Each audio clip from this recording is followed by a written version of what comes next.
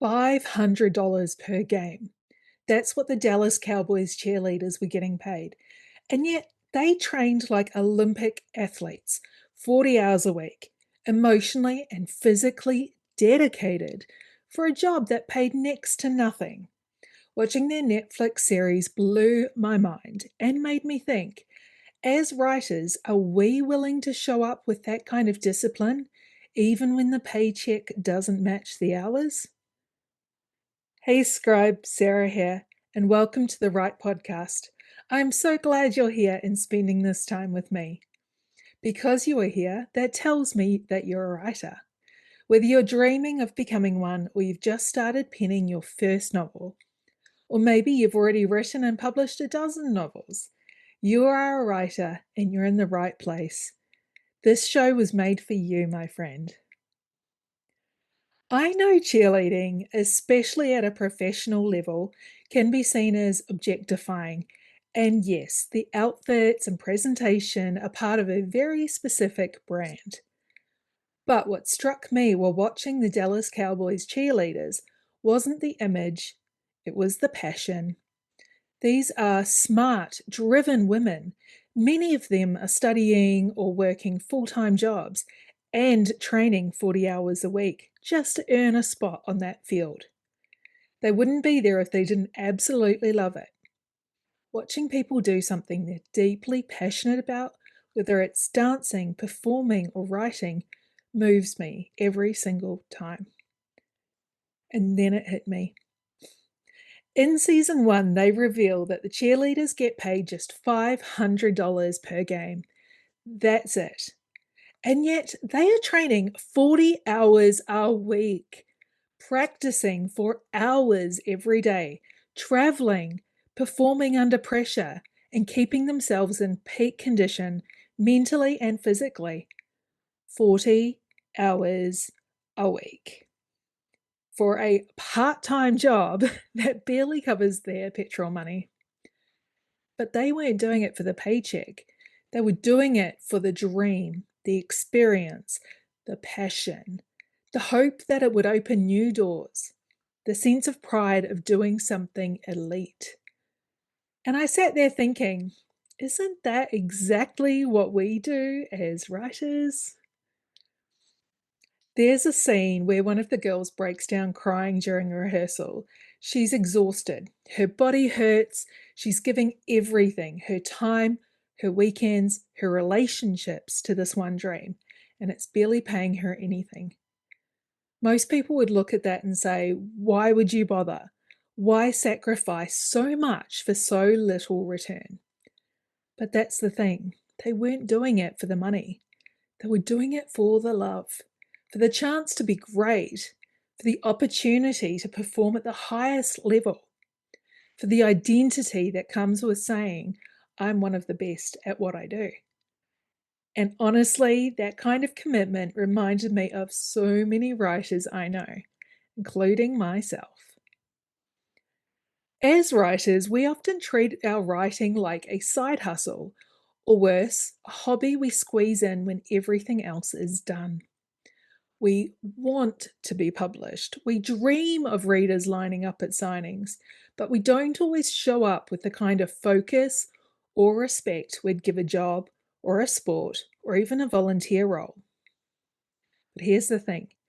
If you want to make it in this industry, whether you're going traditional or indie, you've got to show up like a professional long before the paycheck arrives. And let's be real, most of us are earning less than those cheerleaders in the beginning, but that doesn't mean we're not building something powerful. Because where they were performing, we are creating, and creation is a long game. You're building an asset. Here's the part that really excites me, and I hope it lights a fire in you too. We're not just doing gigs that end when the curtain falls. We are creating intellectual property.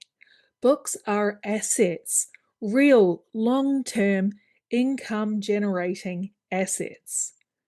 Once you publish a book, whether traditionally or independently, You've created something that can keep working for you for years, even decades. I published my novel, The Brothers of Brigadier Station, back in 2017, and I still receive income from it today, 7 years later. That book continues to sell while I sleep, while I'm coaching, while I'm off running retreats or writing the next book. And here's the really powerful part. You can multiply that income from the same book without writing a new one. Let me give you some examples of how I've done that. Translations. I had my books translated into German and Portuguese, and now I'm reaching entirely new readers in different countries. Those editions bring in income every single month. I'm planning to expand into French, Italian, and Dutch translations next. And with the help of AI, this is easier than ever before. Audiobooks. We're living in the golden age of audio. I mean, you're listening to me right now. If you've written a novel, you can turn it into an audiobook, either by narrating it yourself or working with a professional narrator.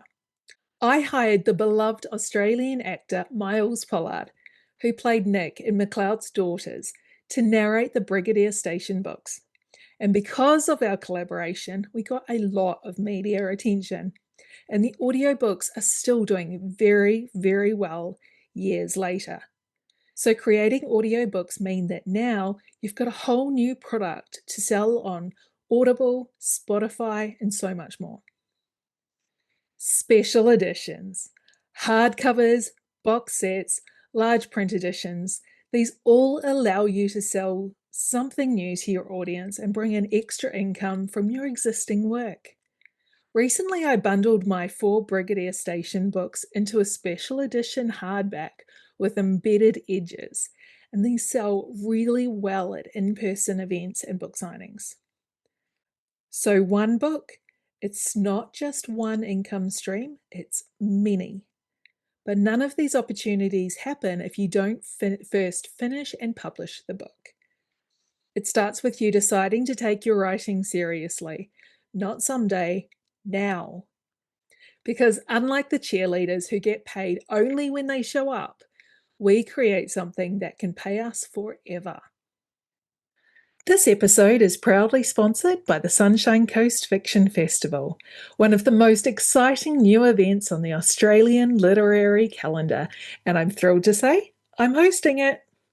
Join myself and over 80 other authors and vendors for a 3-day festival of creative inspiration, community and conversations at Venue 114 in Bocarina, just minutes from the beach and surrounded by the vibrant writing culture of the Sunshine Coast in Queensland. Whether you're a brand new writer dreaming up your first novel or an established author wanting to connect and learn and celebrate this wild creative life, we've got something for you. And bring all your bookish and reader friends too. The weekend is devoted to bookish fun and your chance to meet and chat with authors of all fiction genres, including romance, science fiction, fantasy, crime, and children's. There'll be workshops, panel discussions, author Q&As, and plenty of time to mingle and network and get inspired. You'll hear from some of the biggest names in fiction, including Stephanie Holmes, who's a USA Today best-selling author of dark, delicious fantasy. A.K. Mulford, a Sunshine Coast local who writes fantasy novels, rom-coms, and she's a BookTok star with a heart for magical stories. Rachel Johns is one of Australia's favourite authors of women's fiction and rural romance. Cadence Snow, she's a beloved in the indie romance scene for her gripping and emotional stories. And T.L. Swan, queen of spicy international bestsellers with legions of devoted fans. And Candice Fox, award-winning crime writer and screenwriter whose thrillers you cannot put down. And of course, I'll be there too. Not just as your host, but with my own table at the signing, ready to chat, sign books, and cheer you on wherever you are in your writing journey. This is your chance to meet some of your favorite authors, connect with other passionate readers and writers, and soak up an atmosphere of creative energy that will stay with you long after the day ends. Tickets are already selling fast, and this is a 3-day event. So if you're thinking about coming, don't wait. The Sunshine Coast Fiction Festival is proudly sponsored by Serenade Publishing, the Queensland Writers Centre, the Sunshine Coast Libraries, and Baventi. Head to sunshinecoastfictionfestival.com.au to check out the full program and book your ticket now. I can't wait to see you there. So let's talk about how to do that. How do you start showing up like a pro? Here are some ways to shift from hobbyist to career writer. Set office hours, even if it's just 1 hour a day. You wouldn't show up late to a shift at work. You wouldn't forget to go to a client meeting, so treat your writing the same. Set a time, show up, keep the appointment.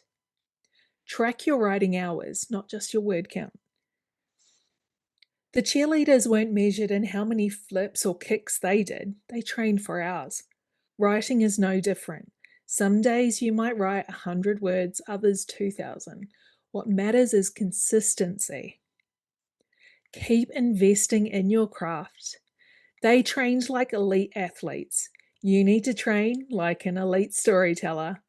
Read craft books, join a workshop, hire a coach, get feedback, stay teachable. Remember the long game. Writing and publishing is not a quick win. It's a long arc. One book builds the next. One fan becomes a reader for life. Think beyond the launch. Think about the career. Now, here's the truth that most people won't tell you. Most writers don't stop because they run out of ideas. They stop because they run out of belief.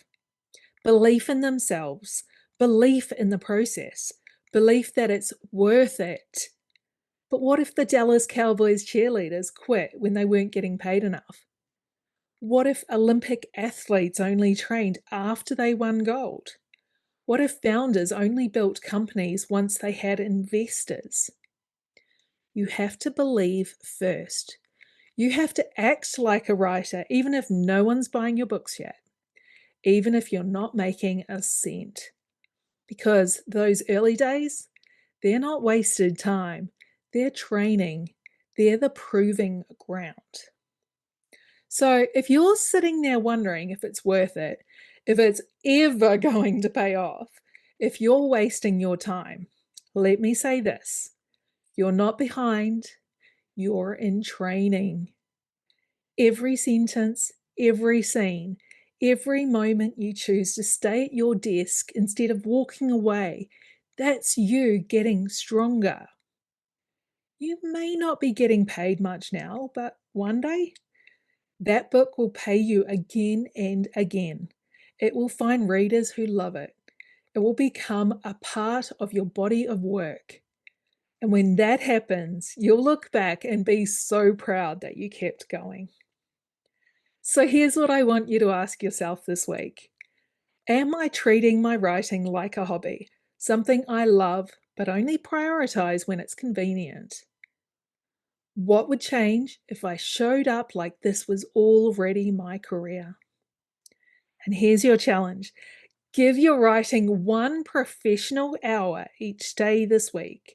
No distractions, no scrolling, no dabbling, just you and your work. See how that changes your momentum. And if this episode resonated with you, I'd love it if you subscribe to the podcast and shared this episode with your writer friends. You can find me, my books, and lots of free resources at serenadepublishing.com. Until next time, my friend, keep writing, keep showing up, because your stories matter and you are building something powerful.